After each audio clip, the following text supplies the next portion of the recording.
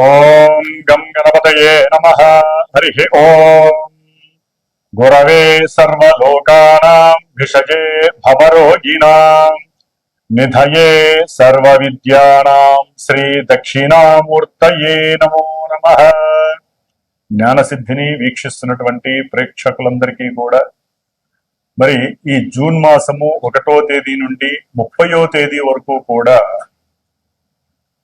మనకి మేషాది 12 రాశులు అంటే మీనరాశి వరకు కూడా 12 రాశుల్లో గ్రహాల యొక్క సంచార స్థితిగతులను గనక మనం తెలుసుకోగలిగితే ఏ రాశుల వారికి ఏ గ్రహం వలన ఏ శుభాలు కలుగుతాయి, ఏ ఈవెంట్స్ వారిని ఆనందపరుస్తాయి, ఏ రకమైనటువంటి ఇబ్బందులు కలుగుతాయి, మరి ఇబ్బంది కలిగించేటటువంటి గ్రహాలకి తగినటువంటి పరిహారంగా ఏ స్తోత్రము చదివినా, ఏ పూజ చేసుకున్నా, ఏ జపము చేసుకున్నా, ఏ దానము చేసుకున్నా మంచి జరుగుతుందో మనం గనక గమనించుకున్నట్లయితే ముఖ్యంగా ఈ జూన్ మాసంలో సూర్యగ్రహము జూన్ 14వ తేదీ వరకు కూడా వృషభ రాశిలో సంచరిస్తూ, కుజుడు జూన్ 20వ తేదీ వరకు కూడా మేషరాశిలో తన యొక్క స్వక్షేత్రంలో సంచారం చేస్తూ జూన్ 20 తర్వాత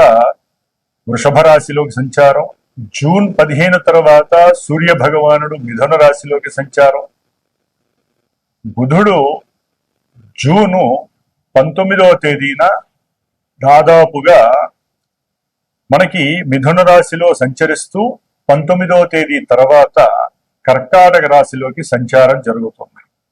అట్లాగే ముఖ్యంగా మనందరికీ ఆనందింపదగినటువంటి విశేషముగా చెప్పుకోదగినటువంటి గ్రహము ఏదైనా ఉంటే గురుగ్రహము. ఇది చాలా విస్తారమైనటువంటి విశేషవంతమైనటువంటి ఆర్థిక లాభాదుల్ని కలుగజేస్తూ అన్ని విషయాలలో వృద్ధిని కలిగించేటటువంటి ఈ గ్రహము జూన్ 2వ తేదీన అంటే 1వ తేదీ అర్ధరాత్రి నుండి కూడా తన యొక్క ఉచ్చస్థిత రాశి అయినటువంటి మిత్ర రాశి అయినటువంటి కర్కాటక రాశిలోకి సంచరిస్తూ దాదాపుగా ఈ జూన్ మాసం అంతా అదే రాశిలో సంచారం చేస్తూ ఉంటాడు గురుడు. శుక్రుడు జూన్ 8వ తేదీ వరకు కూడా మిథున రాశిలో సంచారం చేస్తూ జూన్ 8 నుండి కూడా కర్కాటక రాశిలో గురుడితో పాటుగా సంచారం చేస్తూ ఉంటాడు. శని భగవానుడు మీనరాశిలోనే బుధ నక్షత్రమైనటువంటి రేవతి నక్షత్రంలో సంచరిస్తూ, రాహువు సొంత నక్షత్రంలో ఉంటూ కుంభరాశిలో, అట్లాగే కేతువు సింహరాశిలో సొంత నక్షత్రంలో సంచరిస్తూ, మరి చంద్రుడు దాదాపుగా 2.5 రోజులకి కూడా ఒక్కొక్క రాశిని కూడా సంచరిస్తూ అన్ని గ్రహాలతో తన యొక్క సంచారాన్ని కలగజేస్తూ ఎన్నో రకాలైనటువంటి విశేష ఫలితాలని మరి ఈ మేషాది 12 రాశులైనటువంటి మీనరాశి పర్యంతము కూడా విశేషమైనటువంటి శుభ ఫలితాలను అందజేస్తూ కొన్ని ఇబ్బందులను కలగజేస్తూ ఉండేటటువంటి అవకాశాలు ఉన్నాయి. ఏదేమైనప్పటికీ కూడా ఈ యొక్క జన్మజాతక పరిహారాలు మాత్రమే వారికి తగినటువంటి సరైనటువంటి ఈవెంట్స్ కి సరైనటువంటి ఫలితాలని ప్రోత్సాహకరంగా ఇస్తాయి అనటంలో సందేహము లేదు. గోచార సూత్రాలను బట్టి ఏ గ్రహాలు ఏ రాశుల్లో ఉంటాయో ఏ రకాలైనటువంటి ఫలితాలని అందజేస్తాయో మరి ఇప్పుడు తెలుసుకుందాం. ఓం శ్రీమాత్రే నమః. సింహరాశి వారికి జూన్ 1వ తేదీ నుండి 30వ తేదీ వరకు కూడా గ్రహాల యొక్క గోచార స్థితులు కనుక గమనించినట్లయితే వీరికి ముఖ్యంగా శుక్రుడు జూన్ 8వ తేదీ వరకు కూడా మిత్రరాశి అయినటువంటి మిథున రాశిలో సంచారము విశేషమైనటువంటి లాభాలని కలుగజేస్తుంది. ఏదైనా భూ సంబంధిత గృహ సంబంధిత వస్తువులను కానీ, బంగారం కానీ, లేకపోతే వెండి కానీ ఇవేవైనా సరే అమ్మకాలు కొనుగోలు చేసేటటువంటి విషయాలలో వీరు చక్కటి అనుకూలమైనటువంటి లాభసిద్ధిని కలుగజేస్తోంది ఈ శుక్ర భగవానుడి యొక్క లాభగ్రహ స్థితి. అట్లాగే బంధువులతో చక్కగా మాట్లాడటము, దూరమైనటువంటి బంధువుల్ని దగ్గరికి చేర్చుకోవటము, వీరి ఏదైనా ధన సహకారము మరి భార్యాభర్తల్లో ఎవరో ఒకరికి సంబంధించినటువంటి బంధువులకి కాస్త వారు సహకరించటము, వారి యొక్క మెప్పుని పొందటము, వారితో అనుకూలంగా ఉండటము, చక్కటి సిరి సంపదలు, భోగభాగ్యాదులు, భార్య యొక్క ఆలన, లాలన, పాలన ఇవన్నీ కూడా వీరికి చక్కటి కార్యలాభ సిద్ధిని కలుగజేస్తూ ఆనందాన్ని కలుగజేసేటటువంటి పరిస్థితిని, సంతోషాన్ని వృద్ధి చేసేటటువంటి స్థితిని కలుగుతున్నాయి. ముఖ్యంగా వీరికి జూన్ 2వ తేదీన గురుడు సింహరాశి వారికి 12వ రాశి అయినటువంటి కర్కాటక రాశిలోకి సంచారం గావించేటప్పుడు విద్యార్థులకి కాస్త విద్య యందు పట్టు తగ్గే అవకాశం ఉంటుంది. నూతన ఉత్సాహము కొంతవరకు ఉన్నప్పటికీ కూడా ఈయన యొక్క స్థితి కొంత ఆగమ్య గోచరంగా విద్యార్థుల మీద పడే అవకాశం ఉంటుంది. అయితే విదేశాలకి వెళ్ళి ఉన్నతమైనటువంటి చదువులు చదువుకోవాలి అనేటటువంటి సింహరాశి వారి యొక్క కళ సిద్ధించటానికి ముఖ్యంగా వీరు గనక నిత్యము స్కూల్స్కో కాలేజీలకో వెళ్ళి ఎక్కడా కూడా వారు చదువుకున్నటువంటి చదువు కానీ లేకపోతే వారి యొక్క విద్యాలయాల్లో కానీ ఎక్కడ నెగిటివ్నెస్ లేకుండా, అట్లాగే వీరికి ఉన్నటువంటి ఆర్థిక స్తోమత సరిగ్గా ఉండి వీరు రాసేటటువంటి ఎగ్జామ్స్ కానీ వీరు ఇచ్చేటటువంటి ఇంటర్వ్యూల్లో కానీ ఏకాగ్రత స్థాయి కనుక ఉన్నట్లయితే తప్పకుండా విద్య రూపకంగా వీరు విదేశాలకు వెళ్ళే అవకాశం ఉంటుంది. కొంతమందికి సింహరాశి వారికి సంతానపరమైనటువంటి ఇబ్బందులు, విచ్ఛిన్న దోషాలు, సంతానపరమైనటువంటి సమస్యలు కలగటానికి అవకాశాలు. ఆకస్మికంగా వీరు పెట్టినటువంటి షేర్స్ లోనో, స్టాక్ మార్కెట్ లోనో, లేకపోతే మ్యాచ్ల ద్వారానో, జూదాల ద్వారానో ధనాన్ని నష్టపోయి కంఫర్ట్నెస్ లేక ఇబ్బందులు పడిపోయే అవకాశం కూడా ఉంటుంది. గురు శుక్రుడు యొక్క స్థాన స్థితి కాస్త ధనపరంగా అప్పుల బాధల్ని కలుగజేసే అవకాశం ఉంది. కొంతమంది ధనాన్ని చక్కగా సంపాదించుకున్న వాళ్ళు సంతానం పేరు మీదో లేకపోతే వీరి యొక్క పెద్దవాళ్ళ పేరు మీదో ఒక బావులు తవ్వించటము, నూతులు తవ్వించటము, లేకపోతే ఏదైనా ఒక దేవాలయ నిర్మాతులు కానీ లేకపోతే ఒక పీఠాల యొక్క నిర్మాణాలు చేసేటప్పుడు వారికి కాస్త ఆర్థిక పరమైనటువంటి సహాయం అందించడం ద్వారా కూడా ధనహీనత కలగడానికి అవకాశాలు మెండుగా ఉన్నాయి. ఆకస్మికంగా వీరు అప్పులు తీసుకోవాల్సిన అవసరం ఉంటుంది. అది గృహ అవసరాలకు కావచ్చు, తల్లి యొక్క అనారోగ్యపరంగా కావచ్చు, లేకపోతే ఏదైనా ఒక వాహనము, ఒక విద్యపరంగానో, పిల్లల యొక్క విద్యపరంగానో ఏదో రకంగా వీరికి లేకపోతే ఎల్ఐసి ఇన్సూరెన్స్ ద్వారానో వీరు మళ్ళీ తాకట్టు పెట్టి దాన్ని మళ్ళీ వారి దగ్గరే పెట్టి తనఖా పెట్టి చక్కగా దాని నుంచి డబ్బుని తీసుకొని ఆ ధనాన్ని వినియోగించేటటువంటి పరిస్థితి కూడా సింహరాశి వారికి కనిపిస్తోంది. ముఖ్యంగా భాగ్యంలో జూన్ 20వ తేదీ వరకు కూడా మరి కుజుడు ఉండటం వలన చదువులో ఉన్నతమైనటువంటి విద్యాలయాలకు సంబంధించినటువంటి విషయాల్లో కొన్ని ఇబ్బందులు కలగడానికి అవకాశం ఉంటుంది. కొంతమంది విదేశాల్లో ఉన్నటువంటి వాళ్ళు విద్యను అభ్యసిస్తూ వేరే కాలేజీలకి మారడం ద్వారా కూడా కొన్ని ఇబ్బందులు ఎదురవడానికి అవకాశాలు ఉన్నాయి. చాలా జాగ్రత్తగా ఉండాలి. తండ్రి గారి యొక్క ఆరోగ్యము కాస్త అసౌకర్యకరమైనటువంటి పరిస్థితిని కలుగు చేస్తుంది.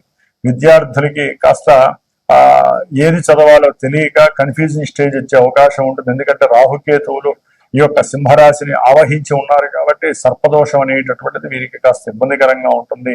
ముఖ్యంగా వివాహ వ్యవస్థలో ఎడదెగనటువంటి సమస్యలు, వివాహానికి సంబంధించి ప్రయత్నం చేసే వాళ్ళకి ఆటంకాలు, ఇబ్బందులు, అష్టమ శని ప్రాబల్యము, మృత్యు దోషాలను కలగజేస్తూ మారక దోషాలను కలగజేయడంలో రాహు ప్రధానంగా ఉంటాడు. ఆరోగ్యం పూర్తిగా దెబ్బతినేటటువంటి పరిస్థితి కలుగుతుంది. కొంతమంది పొలిటీషియన్స్ కావచ్చు, క్రీడాకారులు కావచ్చు, సినీ రంగంలో ఉన్నటువంటి వాళ్ళకి కాస్త ప్రాణాపాయం కలగడానికి అవకాశం ఉంటుంది సింహరాశి వారికి.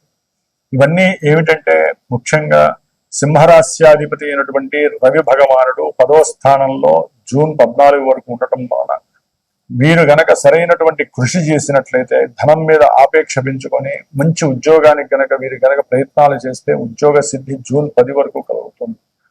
డబ్బు చూడని వాళ్ళు ఇప్పుడు డబ్బు చూసే పరిస్థితి.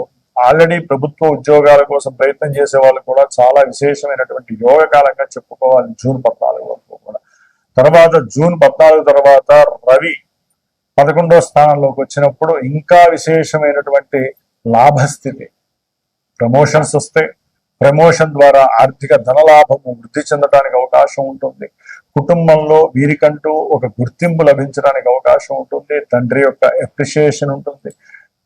ప్రభుత్వ ఉద్యోగులు కానీ లేకపోతే ప్రభుత్వ పరమైనటువంటి కొన్ని సంస్థలు కానీ వీరిని సత్కరించేటటువంటి అవకాశము, వీరికి ఉన్నటువంటి తెలివితేటలు వృద్ధి చెందటము, వాక్కు ద్వారా వీరు విశేషమైనటువంటి ధనాన్ని అంటే ఆకర్షణ, వ్యాపారంలో కావచ్చు, ఉద్యోగాల్లో కావచ్చు ఆకర్షణ చేసి చక్కగా ధనలాభ వృద్ధిని కలుగజేసే పరిస్థితులు కూడా సింహరాశి వారికి కలుగుతున్నాయి. ఏదేమైనప్పటికీ రాహుకేతువుల మధ్యలో ఉన్నటువంటి గ్రహస్థితి మొత్తము కూడా వీరికి కాస్త కాలసర్ప యోగ దోషాన్ని కలిగి ఉన్నాయి కాబట్టి వీరు తప్పకుండా సుబ్రహ్మణ్య ఆరాధన, కళ్యాణము, క్షేత్ర దర్శనము చేయటం మంచిది. అష్టమ శని దోషమై శనికి మృత్యుంజయ జపము, శని జపము ఆచరించి శనికి సంబంధించినటువంటి పాశుపత రుద్ర అభిషేకాన్ని లేదా హోమాన్ని ఆచరించడం విశేషప్రదము. ఏదేమైనప్పటికీ కూడా జలరాశిలో ఉన్నటువంటి గురుడు, శుక్రుడు 20వ తారీఖు 22 నుంచి కూడా బుధుడు 12వ స్థానంలో ఉండటం చాలా చాలా విశేషము. వీరు గనక చక్కటి ఆలోచన శక్తితో గనక ధనాన్ని ఖర్చు పెట్టే విధానంలో ఖర్చు పెడితే మటుకు వీరికి అనుకూలమైనటువంటి కాలము కలిసి వస్తుందని చెప్పుకోవాలి. 3 గ్రహాలు 12లో ఉండడం ద్వారా తప్పకుండా విదేశీ ప్రయాణ సిద్ధి కలగటము, విశేషముగా ఏదైనా నదీ సంగమ స్నానాలకు వెళ్ళి అక్కడ క్షేత్ర దర్శనాలు చేసుకొని మానసిక ఆనందాన్ని పెంపొందించుకునేటటువంటి లక్షణాలు కూడా సింహరాశి వారికి కనిపిస్తున్నాయి ఈ యొక్క మాసము మొత్తము కూడా. ఏదేమైనప్పటికీ రవి బలం బాగుంది, అట్లాగే గురు బలము, శుక్ర బలము ఇవన్నీ కూడా అంతంత మాత్రంగా ఉండే అవకాశం ఉంటుంది.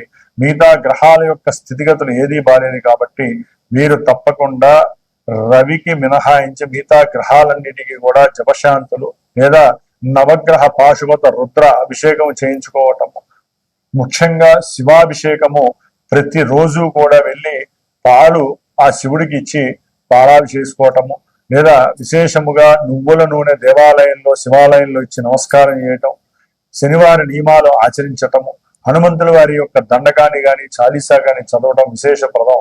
సుబ్రహ్మణ్య కళ్యాణము, వివాహం కాని వాళ్ళు సుబ్రహ్మణ్య కళ్యాణం చేసుకోండి. వివాహం అయిన వాళ్ళు సుబ్రహ్మణ్యేశ్వరుడికి ఇద్దరు కలిసి భార్యాభర్తలు అభిషేకం చేసుకుంటే సంతాన ప్రాప్తి కూడా కలుగుతుంది. సంతాన విషయాలలో వీరికి వృద్ధి కలగడానికి అవకాశం ఉన్నప్పటికీ గురుబలం సరిపోవట్లేదు కాబట్టి దత్త చాలీసాని, దత్త దేవాలయాన్ని దర్శించండి. దత్త దేవాలయంలో చక్కగా భార్యాభర్తలు పడుకున్నట్లయితే గనక, అంటే నిద్ర చేసినట్లయితే గనక చక్కగా వీరికి అనుకూలమైనటువంటి దత్త అనుగ్రహంతో సుపుత్ర ప్రాప్తి కూడా కలగడానికి అవకాశాలు మెండుగా ఉన్నాయి సింహరాశి వారికి. ఏదేమైనప్పటికీ గోచారము కొంతవరకే మనకు ప్రభావాన్ని చూపిస్తుంది. జాతకంలో ఉన్నటువంటి దశలు, అంతర్దశలు, లగ్నము నుంచి వారు ఏ ఏ స్థానాలకి ఆధిపత్యం పట్టి ఉన్నారు, వారు శుభత్వాన్ని ఇస్తున్నారా, అశుభాన్ని ఇస్తున్నారా, పెళ్లి అక్కడ దాకా వచ్చి పెళ్లి సంబంధాలు ఎందుకు క్యాన్సిల్ అవుతుంది, అట్లాగే ఎప్పుడు మృత్యువు వారిని వెంటాడుతున్నట్టుగా ఎందుకు భయాందోళన కలుగుతున్నాయి, భార్యాభర్తల మధ్య సమస్యలు ఎందుకు ఎక్కువ అవుతున్నాయి, అట్లాగే విద్య యందు ఆసక్తి ఎందుకు తగ్గుతోంది, విద్యలో ఉన్నతమైనటువంటి స్థాయికి వెళ్ళాలి, కొత్త కొత్త ఇన్నోవేషన్స్ చేయాలనే ఆలోచన ఎందుకు తొందరగా ఆవిరైపోతోంది, ఇట్లాంటి విషయాలు ఎన్నో కూడా మన జన్మజాతకంలో తెలుస్తూ ఉంటుంది. ఏదైనా సరే గృహంలో శుభకరమైనటువంటి విషయాలు చేసేటప్పుడు వారి యొక్క జన్మజాతకము బాగుందా లేదా, దశలు అంతర్దశలు బాగున్నాయా లేదా అని ఒక సరైనటువంటి గురువుని ఆశ్రయించి చక్కగా తెలుసుకోవడం ద్వారా మీరు ఏదైనా దోషాలుంటే పరిహారం ఆచరించి ఆ గురువు చెప్పిన విధంగా మీరు కనుక కొన్ని స్తోత్రాలు చదువుకున్నట్లయితే మీకు శుభకరమైనటువంటి శుభప్రదమైనటువంటి అనుకూలతలు కలుగుతాయి. అట్లాగే ధర్మో రక్షత రక్షితః, సర్వే జనాః సుఖినో భవంతు.